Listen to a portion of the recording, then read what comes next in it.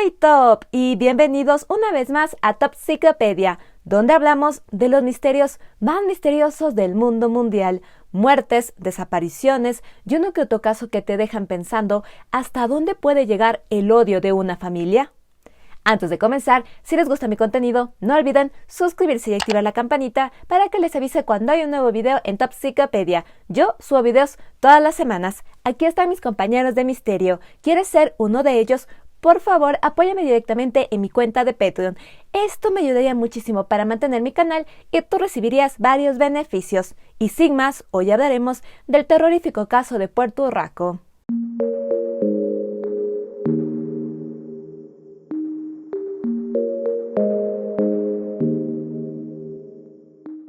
En la década de los 60, en la pedanía de Puerto Rico, en la provincia de Badajoz, vivían dos familias, los Cabanillas, conocidos como los Amadeos, y la familia Izquierdo, conocidos como los Patas Pelas. Siendo un pequeño pueblo, su principal actividad era la agricultura. Los Izquierdo, conformados por la pareja de Isabel y Manuel, junto con sus 6 hijos, 3 varones, Emilio, Antonio, Jerónimo, y 3 mujeres, Emilia, Ángela y Luciana, se habían mudado a Puerto Rico para trabajar en el labrado de tierras. A Antonio lo llamaban el tuerto, ya que de pequeño un gallo picoteó uno de sus ojos hasta que lo perdió. Los Izquierdos se habían asentado cerca de la familia Cabanillas. Ambas familias se dedicaban a la agricultura y esto trajo disputas sobre los límites de la tierra que le pertenecía a cada familia. Sobre la familia Cabanillas, vamos a hablar de Antonio Cabanillas y su hermano Amadeo, quienes estuvieron envueltos en los conflictos con los Izquierdo. Con el tiempo, las disputas por la tierra y el espacio se volvieron más fuertes. En algún momento, Manuel, la cabeza de la familia Izquierdo, falleció y Jerónimo y Emilio se quedaron a cargo. Ellos no tenían miedo de pelear por lo que creían les pertenecía. Se cuenta que en una ocasión Amadeo Cabanillas se pasó el límite de los lindes y aró 2 metros en las tierras que les pertenecían a los Izquierdo. Esto trajo muchos problemas y una fuerte enemistad entre Jerónimo Izquierdo y Amadeo Cabanillas. Por otro lado, se cuenta que Luciana Izquierdo estaba enamorada de Amadeo Cabanillas. Aquí debo decirles que algunas fuentes confirman esto, mientras que otras ponen en duda la veracidad de este romance. Se dice que ambos estaban muy enamorados, tenían una relación y estaban planeando casarse, pero en algún momento Amadeo rompió la relación que tenían, rechazó el compromiso y Luciana se quedó muy dolida y triste. Jerónimo no pudo soportar ver a su hermana tan triste, así que un día cuando Amadeo Cabanillas estaba trabajando en las tierras que les pertenecía a los Izquierdo, Jerónimo lo mató. Otros relatos dicen que no hubo romance, que simplemente Jerónimo estaba harto de ver cómo Amadeo usaba sus tierras y lo mató. Sea como fuera, lo único cierto es que el 22 de enero de 1967, Jerónimo le dio 14 puñaladas a Amadeo, matándolo al instante.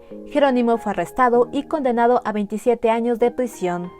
Con este crimen, el odio de ambas familias creció. Habían gritos, encontrones, peleas, insultos, malas miradas. Todo el pueblo estaba al tanto de la enemistad que había entre los Cabanillas y los Izquierdo. En algún momento, Emilia Izquierdo se casó. Ella se separó de sus hermanos e hizo una vida independiente. Por otro lado, durante la siguiente década, no se tiene registro de algún encuentro fuerte, alguna pelea, algún incidente que haya habido entre las dos familias, hasta 1984, cuando un incendio alimentó el odio. El 18 de octubre de 1984, las hermanas Izquierdo y su madre se encontraban en casa, la número 9 de la calle Carrera. De repente, esta se incendió. Las hijas lograron salir con vida, pero Isabel, la madre, no lo logró. Murió calcinada dentro de su habitación. Sobre este incendio se habló mucho en el pueblo. Los rumores decían que los hijos se habían dedicado a salvar muebles y objetos de valor antes que ayudar a su madre. Las autoridades investigaron la muerte de Isabel y el incidente.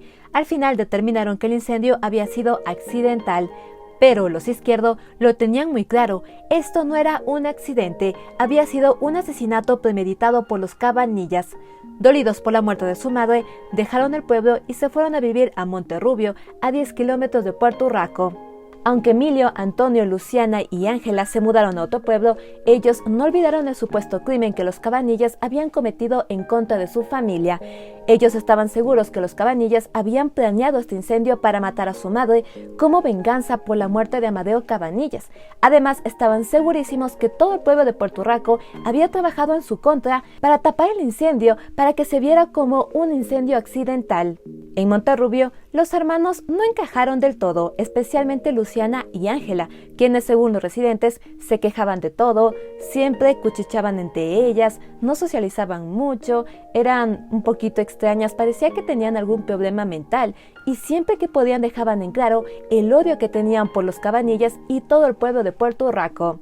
Por otro lado, en algún momento de la década de los 80, Jerónimo salió de prisión. Aunque fue sentenciado a 27 años, salió a los 14 por buena conducta y se mudó a Barcelona para trabajar en la construcción. Después del incendio, él volvió varias veces a Puerto Rico para pedir justicia por su madre. No tenía dudas de que los Cabanillas habían provocado el incendio y debían pagar por la muerte de su madre. Las autoridades le dejaron en claro que la investigación estaba cerrada, ya que el incendio había sido accidental. Jerónimo, decepcionado por no encontrar justicia, en 1986 decidió tomar venganza por mano propia. Jerónimo localizó a Antonio Cabanillas mientras estaba comprando alimentos en una cooperativa de Monterrubio y lo acuchilló. Las heridas que recibió Antonio fueron graves, pero afortunadamente logró sobrevivir. Jerónimo fue arrestado, pero no fue llevado a prisión. En agosto de 1986 fue llevado a un centro psiquiátrico de Mérida, en donde murió días después por un infarto de miocardio. La muerte de Jerónimo fue algo que afectó fuertemente a sus hermanos, especialmente a Luciana y Ángela. Ellas pidieron que se realice una autopsia y esta determinó que sí, efectivamente Jerónimo había muerto por un infarto cardíaco. Sin embargo, ellas no estaban convencidas. Desde ese momento, ellas comenzaron a vestir siempre de negro. Solo cuchicheaban entre ellas, ya no socializaban con nadie, se aislaron del mundo, solo hablaban con sus hermanos. Y cada vez que pasaban por la Guardia Civil, ellas gritaban ¡asesinos! Estaban seguras que ellos habían matado a Jerónimo y que habían tapado la muerte de su madre. Estaban paranoicas totales, unas depresiones, que si oían ruidos constantes, que si fanatismo religioso, creo que estaban bien tocadas. Comentario de un vecino sobre las hermanas. Debido a este comportamiento, en 1988, Ángela y Luciana fueron ingresadas durante un par de meses en el mismo psiquiátrico donde había muerto su hermano, para tratar sus problemas mentales. Fueron dadas de alta, pero su comportamiento no mejoró. Luciana, Ángela, Emilio y Antonio se mantuvieron juntos. Todos eran solteros y vivían en la misma casa. Algo peculiar que cuentan los lugareños de Monterrubio es que Luciana se quejaba mucho de un ruido que tenía en la cabeza, al punto que hizo que le cortaran la luz a su casa, porque decía que la caja de luces es la que provocaba que ella tuviera este ruido en la cabeza. Desde entonces, los hermanos vivieron en completa oscuridad, solo con velas. Algunas personas llamaban a Luciana la víbora, debido al comportamiento extraño que ella tenía, lo mal que hablaba de otras personas y los problemas psicológicos que parecía tener. Muchas personas cuentan que parecía ser que Luciana es quien influenciaba en Ángela para que ella también tuviera un comportamiento fanatista y extraño como ella. Además, se cree que Luciana y Ángela fueron quienes de poco en poco incentivaron que creciera el odio de sus hermanos hacia los Cabanilla. Hasta donde pude investigar, no se tiene registro de que Emilio o Antonio hayan cometido algún crimen durante esta época. Ellos parecían hombres solitarios que trabajaban y vivían para sus hermanas. De hecho, ellos sí se relacionaban con la gente de Monterrubio, salían a comer a restaurantes, a tomar café, conocían a algunas personas, disfrutaban de salir a cazar, de practicar tiro y también de cuidar mucho sus animales. Sin embargo, detrás de esta solitaria y aparentemente normal vida, los hermanos habían ideado un mortal plan que llevarían a cabo en 1990 para ponerle fin a su eterno enemigo, Antonio Cabanillas. Para este momento, Antonio Cabanillas era padre de 3 hijas, Encarnación de 12 años, Antonia de 14 años y Carmen de 16 años. Ahora pasemos a los horribles hechos de este caso.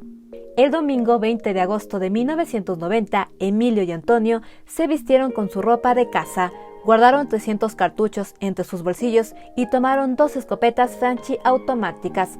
Cabe decir que para esa época, este tipo de escopeta que ellos usaron era ilegal en España. Por la mañana, los hermanos pasaron con sus hermanas en casa y por la tarde se fueron diciéndoles que iban a cazar tórtolas. Los hermanos se pararon a comer algo en su pueblo y luego partieron hacia Puerto Urraco. Por su lado, los habitantes de Puerto Urraco habían pasado un día libre normal. Algunas personas habían venido de la ciudad a visitar a sus familiares, otras se encontraban tomando aire libre afuera de sus casas, sentados en mesitas, tomando refresco, comiendo, conversando con vecinos, mientras que algunos niños se encontraban jugando en la calle. Ninguno de ellos esperaba el horrible crimen que iba a suceder. Pasadas las 10 de la noche, los hermanos llegaron. Tomaron la calle Carrera, la principal de todo el pueblo, y comenzaron su matanza.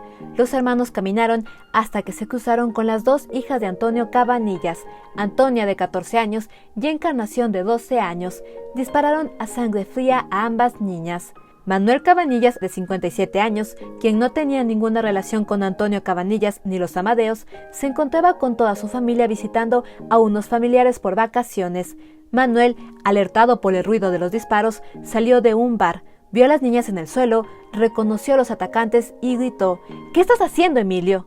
Manuel vio las armas, dio vuelta e intentó correr, pero le dispararon por la espalda y lo remataron en el suelo. Su hijo, Antonio, escuchó los disparos, salió e intentó ir a ayudar. No lo logró, y al intentar proteger a sus otros familiares, él y su madre Felicitas recibieron varios disparos. Araceli Murillo, una vecina que se encontraba sentada afuera de su casa, intentó auxiliar a Antonia y Encarnación, pero recibió 2 disparos y murió en el lugar. Los hermanos Izquierdo habían perdido el control, disparaban a todas las personas que se les cruzaran. Una bala alcanzó al niño Guillermo Ojeda Sánchez. Su padre, Andrés Ojeda, fue a socorrerlo y recibió varios disparos. Isabel Carrillo Dávila y Ángela Sánchez Murillo recibieron disparos mientras estaban sentadas en la puerta de su casa tomando refresco. Algunos habitantes intentaron huir en auto, pero no lo lograron. Manuel Benítez, Antonia Murillo Fernández y su cuñado, Reinaldo Benítez, intentaron huir a toda velocidad, pero fueron alcanzados por disparos. Antonia, de 57 años, y Reinaldo, de 62, murieron en el momento. Manuel logró agacharse y sobrevivir.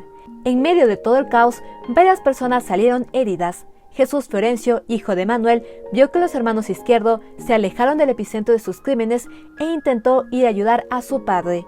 Notó que Encarnación estaba muerta y que la pequeña Antonia aún respiraba, así que tomó a Antonia y a su padre y los metió en su auto. Él condujo a toda velocidad al hospital más cercano, pero la pequeña Antonia y Manuel murieron en el camino. Al mismo tiempo, otro habitante del lugar llamado José Penco Rosales logró sacar a algunos heridos en su auto y llevarlos hasta un centro médico. Los dejó e intentó regresar al pueblo, pero no lo logró. Cuando iba llegando, los hermanos Izquierdo le dispararon. José murió en su auto. Los hermanos Izquierdo tenían en la mira a Antonio Cabanillas y toda su familia. Afortunadamente, Antonio y su esposa se salvaron. También Carmen, la hermana mayor, se salvó, ya que justamente minutos antes de la matanza ella se separó de sus hermanas para ir a jugar con unos primos. Esto le salvó la vida. La Guardia Civil fue notificada de la situación y enviaron una patrulla, pero los 2 oficiales no lograron bajarse del auto. Al llegar al pueblo de Puerto Urraco, recibieron disparos de los hermanos Izquierdo.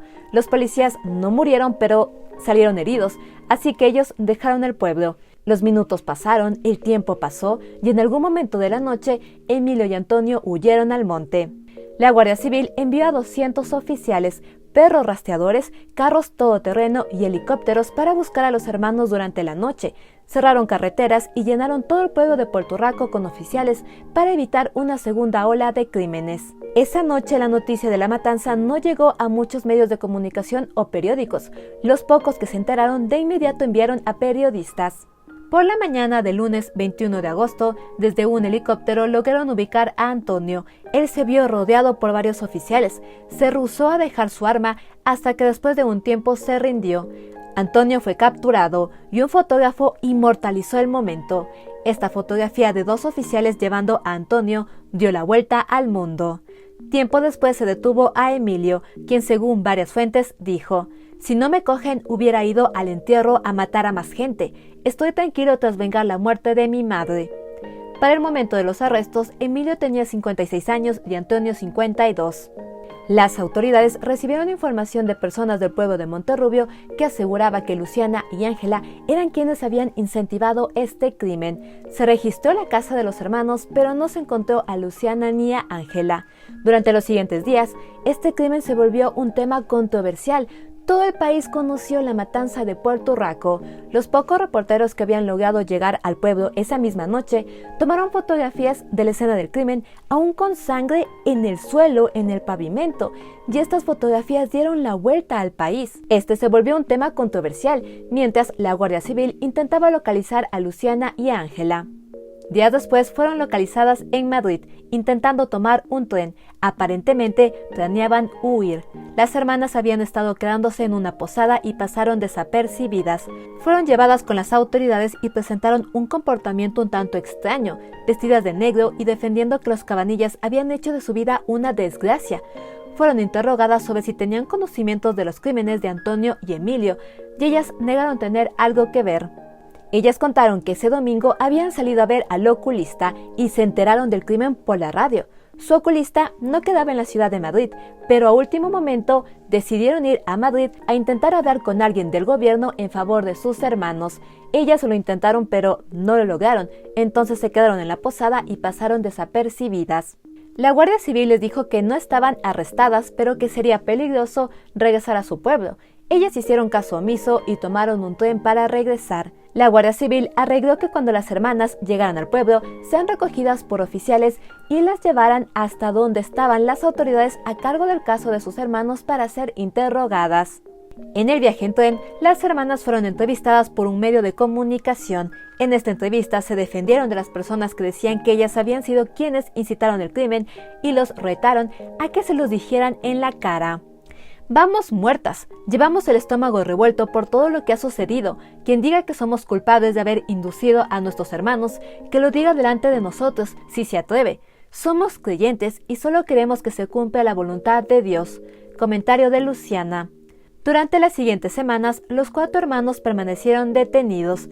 Emilia Izquierdo también fue localizada, pero se descartó que tuviera algún vínculo con los crímenes. Por otro lado, de las víctimas, el pequeño niño Guillermo Ojeda cayó en coma profundo, logró recuperarse pero quedó hemipléjico de por vida. Su padre, Andrés Ojeda, durante días se debatió entre la vida y la muerte, al final falleció en el hospital.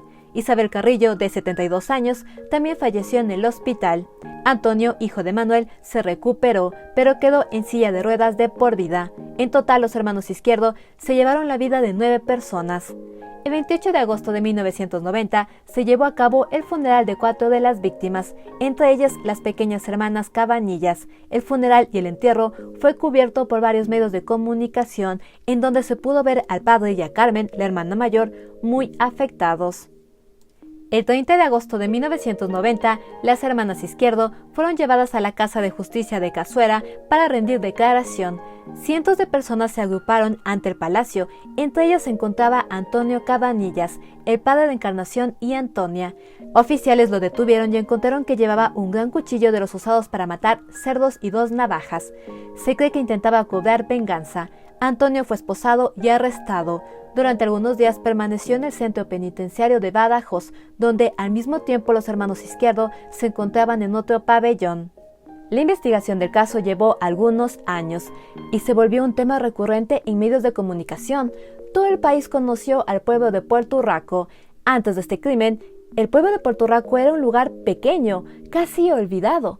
A partir de esta matanza, muchos periodistas, curiosos y demás personas frecuentaron este lugar y esto molestó mucho a sus habitantes. Fue la foto con mayor impacto de toda mi carrera, pero desgraciadamente el crimen puso al pueblo en el mapa. Yo ni siquiera lo ubicaba con exactitud y desde entonces me ha acompañado siempre.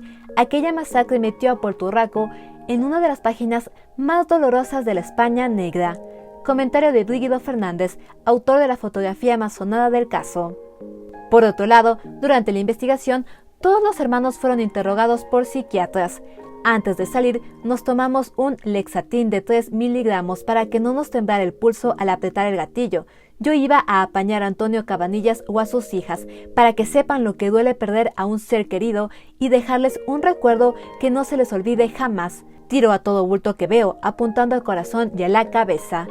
Testimonio de Emilio al psiquiatra que lo interrogó.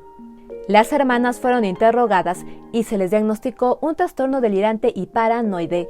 Fueron acusadas por el fiscal por haber incitado a este crimen, pero con el tiempo el juez las exculpó ya que no encontró evidencia en su contra, así que Luciana y Ángela no fueron llevadas a juicio, sino que fueron internadas de por vida en un centro psiquiátrico, en el mismo que ya habían estado años atrás, donde su hermano Jerónimo falleció. Cabe recalcar que Luciana siempre negó haber tenido algún romance con Amadeo Cabanillas. El juicio del caso comenzó 3 años y medio después de los hechos, en enero de 1994, y fue seguido por toda la prensa nacional. Los hermanos Izquierdo se enfrentaban a la acusación de 9 asesinatos consumados y 6 frustrados. Su defensa alegó que los hermanos no estaban bien mentalmente. Emilio y Antonio testificaron que no recordaban nada. Ustedes ya saben que si un criminal es encontrado que tiene algún problema mental, no está en sus 5 sentidos, no es enviado a prisión, sino a un centro psiquiátrico o a un hospital. Así que esta parecía ser la táctica de los hermanos. No sé lo que pasó. Salimos con mi hermano y yo de casa, pero no íbamos con ninguna intención de matar. Mi cabeza se quedó en blanco. No sé lo que hice. Tampoco recuerdo si iba armado. Solo que nos dirigíamos al campo, pero sin idea de matar. Cuando me empecé a dar cuenta de lo que ocurrió fue cuando me despertó un guardia civil. Testimonio de Emilio Izquierdo. Ya tenía la mente en blanco y yo no sé ni por dónde entré ni por dónde salí. Pero ¿sabe usted que entró en la calle Carrera? ¿Recuerda usted que entró en la calle Carrera? No lo recuerdo, ¿no? Además, es que me están diciendo ustedes unas cosas, que me están ustedes revolviendo el cuerpo. Antonio, por su lado, intentó lanzar la culpa de las muertes a Emilio. La Guardia Civil la ha tomado con nosotros. Realicé varios disparos al aire para avisar a la gente. Disparé para avisar al personal. No sabía que iba a una matanza. Si llego a saberlo, no habría ido con él. Durante el juicio, los hermanos Izquierdo dejaron en claro el odio que tenían a la familia Cabanilla, que estaban seguros que ellos habían matado a su madre y que todo el pueblo de Puerto Rico había confabulado en su contra para que este incendio se viera como un accidente. Estaban segurísimos que todo Puerto Rico los odiaba. Ninguna de las tácticas de los hermanos funcionó. Al final, el juez determinó que ellos estaban bien mentalmente, que su inteligencia e intelecto estaban en un rango normal, que podían trabajar con tierra, con animales, y según los testigos del pueblo, ellos eran personas funcionales. Durante todo el juicio, los hermanos no mostraron ningún arrepentimiento y se quedaron firmes en sus creencias de que los Cabanillas habían matado a su hermana y que les habían hecho la vida imposible. Luciana y Ángela estuvieron allí apoyando a sus hermanos, mientras que varios habitantes del pueblo también asistieron al juicio y arremetieron en su contra.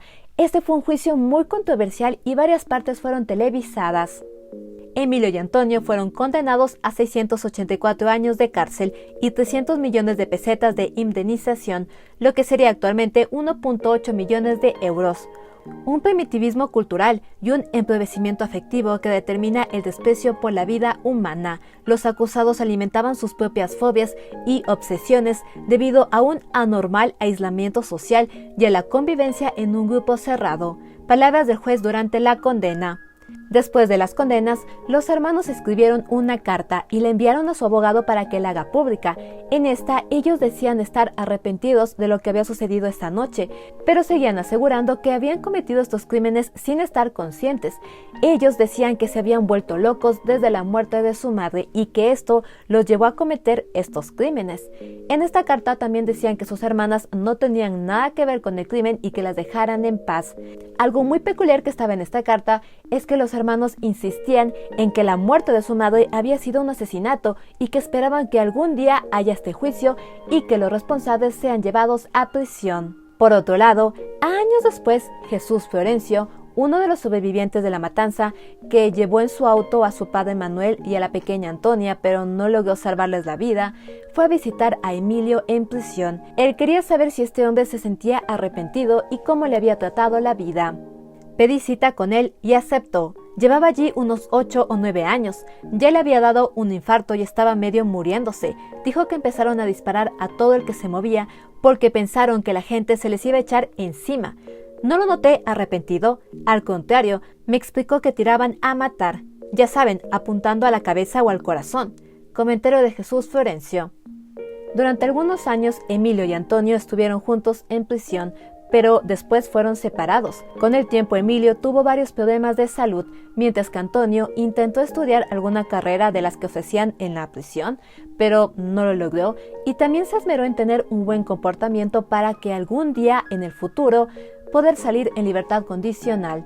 Ambos hermanos permanecieron aislados de las demás personas, eran solitarios y nunca mostraron arrepentimiento. Por su lado, las hermanas no perdieron ninguna oportunidad de pedir permiso en el psiquiátrico y salir a visitar a sus hermanos. Ellas hicieron esto hasta que tuvieron problemas de salud y ya no podían salir. Después de esto, se mantuvieron en contacto por llamadas. Por algunos años, Luciana y Ángela permanecieron juntas en una habitación del psiquiátrico, pero el personal se dio cuenta que Ángela no hacía nada sin el permiso de Luciana. Ella siempre esperaba que Luciana tomara la palabra, la iniciativa, se mantenían juntas, siempre hablando del crimen, cuchicheando, teniendo comportamientos extraños, así que el personal decidió separarlas. A partir de esto, Ángela tuvo más independencia, socializó con otras personas, salía a convivencias, algunos viajes que realizaban en el centro psiquiátrico. Intentó llevar una vida un tanto diferente, pero claro, estas hermanas nunca lograron salir del lugar, permanecieron allí hasta sus últimos días. Luciana falleció el 13 de enero del 2005 a los 77 años por causas naturales. Ángela falleció en noviembre del mismo año con 64 años de edad. Al año siguiente, en el 2006, Emilio falleció por problemas cardíacos a los 72 años. Hermano, te vas al cielo, pero te vas con la satisfacción de que la muerte de tu madre ha sido vengada. Comentario de Antonio en el entierro de Emilio. Años después, en el 2010, Antonio tenía planeado salir en libertad condicional, pero debido a un cambio de reglamentos legales, se le aumentó 5 años más. El 25 de abril del 2010, el día que originalmente saldría en libertad, fue encontrado ahorcado en su celda. Había usado sábanas para quitarse la vida. Dejó este mundo a la edad de 72 años. La otra hermana de los Izquierdo, Emilia, se mantuvo fuera de los medios de comunicación y desligada totalmente de este caso. Ella tuvo 2 hijas y se sabe que falleció en el 2002. Como se habrán dado cuenta, el apellido Izquierdo y el horrible legado de esta familia desapareció con la muerte de todos los hermanos. Por otro lado, los padres de Antonia y Encarnación hasta el día de hoy siguen viviendo en el pequeño pueblo de Puerto Urraco. Ellos nunca se mudaron. Por su lado, la hermana mayor que sobrevivió, María del Carmen, continuó con su vida. Entró a la universidad, se graduó de ingeniera, se casó en diciembre de 1996, es madre de 2 niñas y se ha mantenido fuera de los medios de comunicación. Ella no vive en Puerto Urraco, se fue a vivir con la familia de su esposo en otro pueblo y no le gusta hablar de este tema. Siempre ha sido cerrada en dar entrevistas o cualquier cosa y ha intentado demandar a la gente que ha lucrado con esta historia, ya que sobre este caso se han hecho libros, documentales y una película. Antes de terminar, quiero decirles que la edad del niño Guillermo Ojeda Sánchez, quien sobrevivió a la matanza pero quedó hemipléjico de por vida, no la he dicho, ya que las fuentes varían sobre su edad. Algunas dicen que tenía 6 años, otras 8 y otras 12, así que, bueno, sabemos que era niño para esa época. Por otro lado, el pueblo de Puerto Urraco ha luchado muchísimo para limpiar su imagen. A ellos no les gusta hablar sobre este tema y están cansados de que la gente los visite solo por el morbo y saber más de este crimen. Que dejen descansar en paz a los muertos. Comentario de un vecino del pueblo. En el 2004 se estrenó la película española El séptimo día, basada en este caso. Muchas de las familias de las víctimas no estuvieron de acuerdo con la película, ya que nunca se tuvo un acercamiento con ellas y jamás se les pidió permiso. También en el 2006 se realizó una obra de teatro sobre el caso llamada Si los ángeles disparan. A pesar de los intentos del pueblo de Puerto Urraco por atraer a turistas con su gastronomía, cultura y paisajes, este pequeño lugar sigue siendo recordado como el escenario de uno de los crímenes más horribles de la época de la España negra. Y eso fue todo sobre el terrorífico caso de Puerto Urraco. Lo más doloroso para mí de este caso es que a estos criminales no les importó que sus víctimas fueran pequeños niños que estaban jugando en la calle, que no tenían nada que ver con esta disputa familiar. Yo no me creo que ellos hayan estado locos o no conscientes, sabían muy bien lo que estaban haciendo, apuntaron bien a sus víctimas. Me pregunto qué tan mal estaban de la cabeza o qué tan cegados de odio y venganza estaban para convencerse de que su madre había sido asesinada por los Cabanillas. Hasta donde sabemos, los Cabanillas no cometieron ningún crimen en contra de ellos. Quizás sí se pasaron las tierras, pero nunca cometieron un crimen de sangre. Fue Jerónimo Izquierdo quien mató a Amadeo Cabanillas y fue el mismo Jerónimo quien intentó matar a Antonio Cabanillas, y al final fue la familia Izquierdo quien se llevó la vida de la pequeña Antonia y Encarnación, y no les tembló la mano de llevarse la vida de personas inocentes que no tenían nada que ver con esta disputa familiar. Este caso me parece sacado de una película de terror. Creo que uno de mis mayores miedos es ser víctima de un tiroteo al azar. Personalmente, yo sí creo que Luciana y Ángela tuvieron mucho que ver con este crimen, porque ellas fueron las que aislaron la familia. Primero hicieron que se cortaran la luz y se quedaran solo en velas. Ellas hicieron que su ambiente social fuera extraño y se metieron tantas ideas en la cabeza. Yo creo que ellas fueron quienes mantuvieron la llama viva durante todos estos años, la llama del odio y la venganza. No digo que sus hermanos sean inocentes, ellos también estaban mal de la cabeza, pero sí creo que hubo mucho fanatismo de una parte allí. Siento que Emilia, la hermana que se casó y se mantuvo alejada de ellos, estaba al tanto de la situación de sus hermanos que quizás no estaban bien mentalmente y por eso ella no se mantuvo presente en sus vidas. Este caso me lo recomendó uno de mis Patreons y estoy segurísima que fue en uno de mis directos. Yo me quedé muy intrigada, así que no dudé en hacer este video. Para cerrar este video quiero compartirles la frase con la que empieza la película de este caso, porque me pareció muy interesante. Dice así: dicen que Dios hizo al mundo en 6 días y al séptimo descansó. Por eso a veces las cosas más horribles ocurren en domingo, mientras Dios duerme. Díganme ustedes, ¿habían escuchado sobre este caso? ¿Creen que Luciana y Ángela incentivaron este crimen? ¿Creen que los hermanos estaban mal de la cabeza? ¿Cómo creen que este crimen pudo haber sido evitado? Déjenme sus opiniones aquí abajo, como siempre yo las estaré leyendo. Muchas pero muchísimas gracias por ver mis videos. Quiero agradecer a toda la gente de Latinoamérica, Centroamérica, España y de cualquier parte del mundo que me estén viendo. Yo nunca me voy a cansar de decirles que gracias a ustedes estoy aquí cada semana grabando videos, investigando, haciendo guiones, editando, siempre sacándome tiempo para poder hacer que el video quede muy bien y de buena calidad. Esta semana ha sido un poquito de corre para hacer este video, ya que estamos en paro acá en mi ciudad. Y el día de hoy tuve que caminar casi 3 horas para llegar a mi casa porque ya no habían buses. Y dije, no, voy a regresar hoy a mi casa, voy a grabar el video de Topsiclopedia. Y ahí sí, ya llevo la tarjeta de memoria y me quedo en la ciudad. Si los demás días ya no puedo regresar a mi casa, no importa, porque tengo ya grabado el video y puedo editar en cualquier lugar, en la casa de mi novio o en la oficina de mi trabajo. Pero si no regresaba hoy a mi casa, quizás no lograba grabar el video, así que dije, no. Es lunes, yo normalmente grabo videos los martes, pero acabé este guión por esta misma situación del paro que estaba viendo acá en mi ciudad. Así que llueva, truene, tiemble, haya paro, pandemia, lo que sea, yo siempre voy a hacer un video para Topsiclopedia.